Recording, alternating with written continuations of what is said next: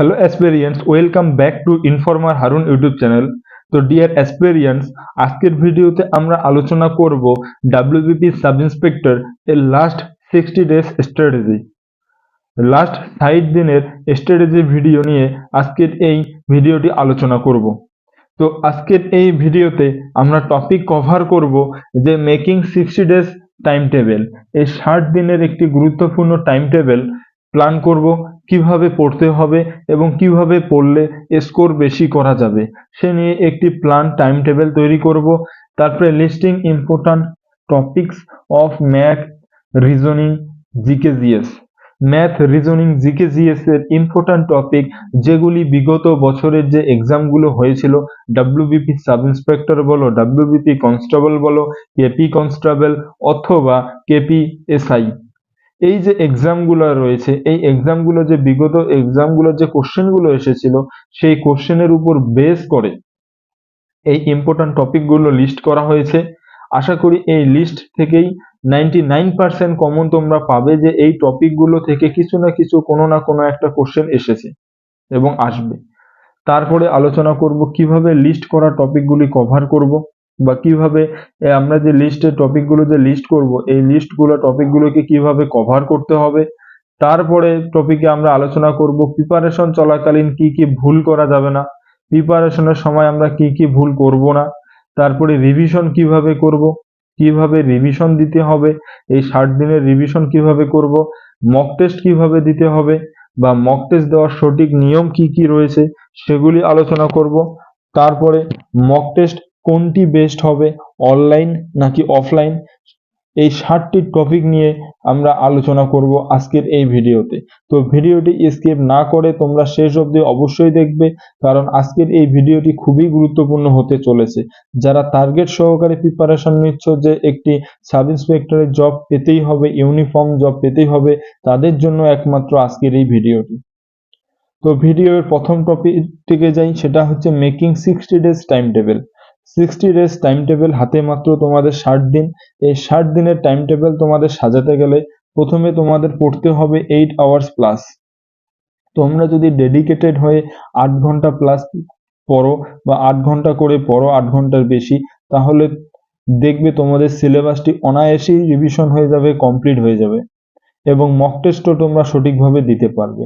এই 8 ঘন্টার মধ্যে তোমাদের 3টি টপিককে ইকুয়াল টাইম দিতে হবে, যেমন ম্যাথ, রিজনিং আর জিকে জিএস, সাথে কারেন্ট অ্যাফেয়ার্স। তো এগুলোকে টাইম দিতে হবে। তোমরা ম্যাথ, ম্যাথ 2 ঘন্টা, রিজনিং 2 ঘন্টা এবং জিকে জিএস 2 ঘন্টা, আর বাকি 2 ঘন্টা তোমরা রিভিশন দিবে। এই যে 3টে টপিক তোমরা পড়বে 2 ঘন্টা করে 2 ঘন্টা করে, তো এই 3টে টপিককে রিভিশন দিবে 2 ঘন্টা রাত্রে লাস্টে।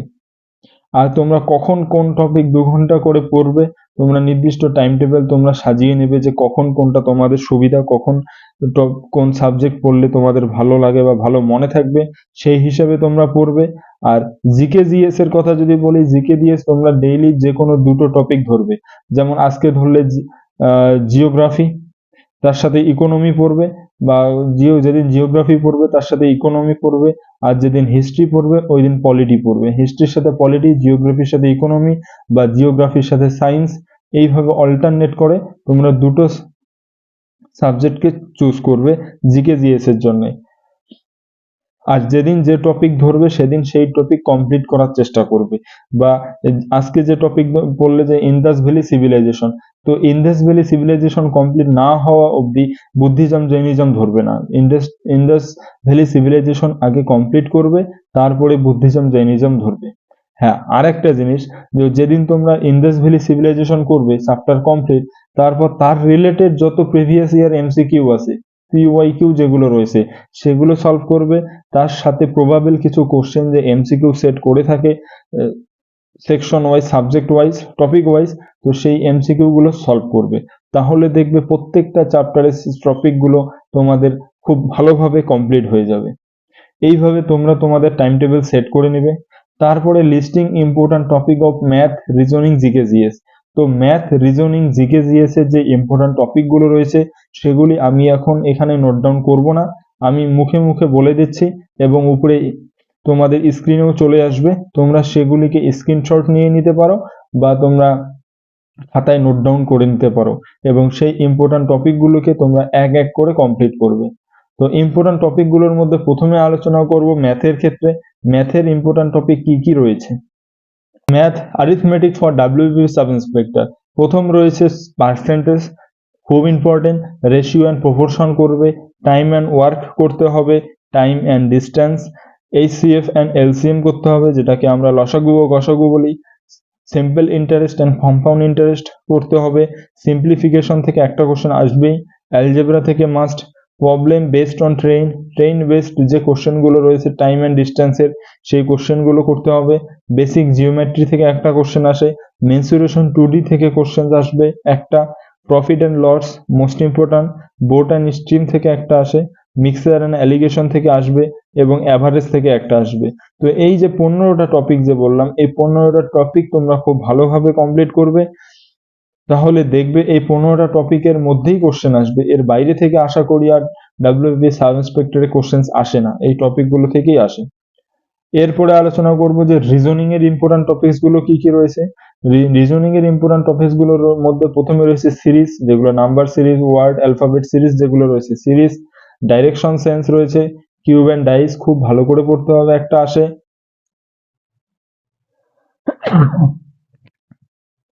সিলোগিজম খুব ভালো করে করতে হবে, Venn diagram most important, logical arrangement, seating arrangement এই দুটো প্রায় সেম জিনিস, স্টেটমেন্ট বেস কোশ্চেন আসবে একটা, অ্যানালগি আসবে, অর্ডার অ্যান্ড র্যাঙ্কিং থেকে একটা আসে, মিরর ইমেজ আসতেও পারে, দিতেও পারে, নাও দিতে পারে, ব্লাড রিলেশন মোস্ট ইম্পর্টেন্ট সেখান থেকে একটা কোশ্চেন আসবে, কোডিং ডিকোডিং আসবেই মোস্ট ইম্পর্টেন্ট, কাউন্টিং ফিগার থেকে একটা আসবে মোস্ট ইম্পর্টেন্ট, অ্যান্ড ক্যালেন্ডার থেকে মাস্ট একটা করে কোশ্চেন আসবে। তো এই 15-16টা টপিক যেগুলো রয়েছে মোস্ট ইম্পর্টেন্ট টপিক, এইগুলো তোমাদের খুব ভালো করে করতে হবে। হিস্ট্রি, হিস্ট্রি থেকে 3টা আছে, যেমন অ্যান্সিয়েন্ট ইন্ডিয়া থেকে ইন্দাস ভ্যালি সিভিলাইজেশন মাস্ট, বৈদিক period most important, and Buddhism Jainism very very important, সেখান থেকে একটা দুটো কোশ্চেন আসেই। মিডিভাল ইন্ডিয়া থেকে মুঘল এম্পায়ার থেকে একটা কোশ্চেন দুটো কোশ্চেন আসে। মডার্ন ইন্ডিয়ার মধ্যে মোস্ট ইম্পর্টেন্ট যেটা গভর্নর জেনারেল অফ ইন্ডিয়া, বলতে পারে যে first governor general of Bengal কে ছিল, first governor general of Bengal India কে ছিল, তারপরে viceroy, first viceroy of India, এই সমস্ত কোশ্চেন আসে। তারপরে রিভল্ট অফ 1857, রিভল্ট অফ 1857 থেকে মোস্ট ইম্পর্টেন্ট একটা কোশ্চেন আসবেই, এবং ইন্ডিয়ান ন্যাশনাল কংগ্রেসের যে সেশনগুলো হয়েছিল সেই সেশন থেকেও একটা কোশ্চেন মাস্ট আসবেই সেখান থেকে। এরপরে আলোচনা করব যে জিওগ্রাফি থেকে কি কি টপিক রয়েছে। জিওগ্রাফি থেকে মোস্ট ইম্পর্টেন্ট টপিক রয়েছে ইউনিভার্স, সোলার সিস্টেম থেকে একটা কোশ্চেন প্রতি বছর আসে, rocks, important canals and lakes of the ওয়ার্ল্ডের মধ্যে ইম্পর্টেন্ট ক্যানাল এবং লেকস থেকে আসে, highest peak of India most important lakes and rivers of India, তারপরে সয়েল অফ ইন্ডিয়া থেকে আসে, ক্লাইমেট থেকে মোস্ট ইম্পর্টেন্ট, ন্যাশনাল পার্ক এবং বায়োস্ফিয়ার রিজার্ভ থেকে যে কোনো একটা কোশ্চেন আসবেই, ন্যাশনাল পার্ক এবং বায়োস্ফিয়ার রিজার্ভ। দেন আমরা আলোচনা করব পলিটির ক্ষেত্রে ইম্পর্টেন্স আর্টিকেলস মোস্ট ইম্পর্টেন্ট, দুটো আর্টিকেল আসে। প্রেসিডেন্ট থেকে কোশ্চেন, যেমন প্রেসিডেন্টের বয়স কত, রিটায়ারমেন্টের বয়স কত, সেগুলো ভাইস প্রেসিডেন্টের ক্ষেত্রে সেম কোশ্চেন। সুপ্রিম কোর্ট থেকে আসে, হাইকোর্ট থেকেও কোশ্চেন আসে। পঞ্চায়েতি ব্যবস্থা 73rd 74th মিউনিসিপ্যালিটিস যেগুলো রয়েছে সেগুলোর উপর বেস করে কোশ্চেন আসে। ইলেকশন অ্যান্ড প্ল্যানিং কমিশন থেকে কোশ্চেন আসবে, ফাইন্যান্স কমিশন থেকে একটা কোশ্চেন আসে, কনস্টিটিউশনাল অ্যামেন্ডমেন্ট থেকেও একটা কোশ্চেন মোস্ট ইম্পর্টেন্ট দিয়ে থাকে। কনস্টিটিউশনাল অ্যামেন্ডমেন্টগুলি তোমাদের খুব ভালো করে পড়তে হবে। ইকোনমির ক্ষেত্রে যেটা অর্থনীতি বলি, সেখান থেকে যদি বলি তাহলে 5 ইয়ার প্ল্যান মোস্ট ইম্পর্টেন্ট, তারপরে জিএসটি, জিডিপি এগুলোর ফুল ফর্মের উপর কোশ্চেন আসে। তারপরে সেন্সাস 2011 যে সেন্সাস রয়েছে সেটা থেকে একটা কোশ্চেন আসবেই। জেনারেল সায়েন্স, এবার আসবো জেনারেল সায়েন্সের ক্ষেত্রে unit and measurement most important একটা কোশ্চেন প্রত্যেক বছর আসে। রেসপিরেটরি অর্গানস অফ এনিমেলের যে রেসপিরেটরি অর্গানসগুলো রয়েছে সেগুলোর কাজ, তার উপর এমসিকিউ আসে। ভিটামিনস থেকে একটা কোশ্চেন আসে, ব্লাড থেকে আসে, ডিজিজ ভাইরাস অ্যান্ড ব্যাকটেরিয়া থেকে মোস্ট ইম্পর্টেন্ট প্রত্যেক বছর একটা কোশ্চেন দিয়ে থাকে। ইম্পর্টেন্ট ডিসকভারিজ কিছু, যেমন পেনিসিলিন কে আবিষ্কার করেছিল, এক্সেট্রা কি টাইপের কোশ্চেন আসে। ইম্পর্টেন্ট ব্রাঞ্চেস অফ বায়োলজি, কোন ব্রাঞ্চকে কি বলা হয় সেখান থেকেও একটা কোশ্চেন প্রত্যেক বছর আসে। For the last general knowledge, যেটাকে আমরা জিকে বলি। জিকের ক্ষেত্রে ফার্স্ট ইন ইন্ডিয়া, যেমন male female first in India, countries with capital and currencies, national emblems of major countries এর কোশ্চেন, ফার্স্ট ইন ইন্ডিয়া, তারপরে আছে বুকস অ্যান্ড অথর উপর বেস করে, ইম্পর্টেন্ট ডেটস এর উপর খুব ইম্পর্টেন্ট, অ্যাওয়ার্ডস এবং অনার, তারপরে ইন্ডিয়ান ডিফেন্স সিস্টেমের উপর কোশ্চেন আসে, স্পোর্টস থেকে একটা আসে, ইন্টারন্যাশনাল অর্গানাইজেশনের উপর ফুল ফর্মস আসে বা কোন ইন্টারন্যাশনাল অর্গানাইজেশন কোথায় তার এস্টাবলিশ, কত সালে এস্টাবলিশ, সেগুলোর উপর বেস করে আসে ইন্টারন্যাশনাল অর্গানাইজেশন থেকে কোশ্চেন।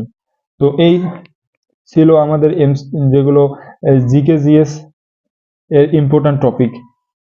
পরে এর সাথে জিকে জিএস এর সাথে রয়েছে কারেন্ট অ্যাফেয়ার্স।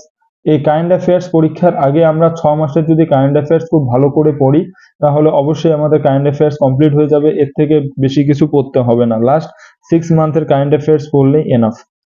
তারপরে কিভাবে লিস্ট করা টপিকগুলো কভার করব, তো আমরা যে টপিকগুলো বললাম সেই টপিকগুলোর মধ্যে যেগুলো তোমাদের প্রিপারেশন হয়ে গেছে বা যেগুলো টপিক তোমাদের কমপ্লিট সেগুলো শুধু এমসিকিউ প্র্যাকটিস করবে, আর যেগুলো হয়নি সেগুলো একটা করে একদিনে একটা করে টপিক ধরবে এবং সেই টপিকটা কভার করবে।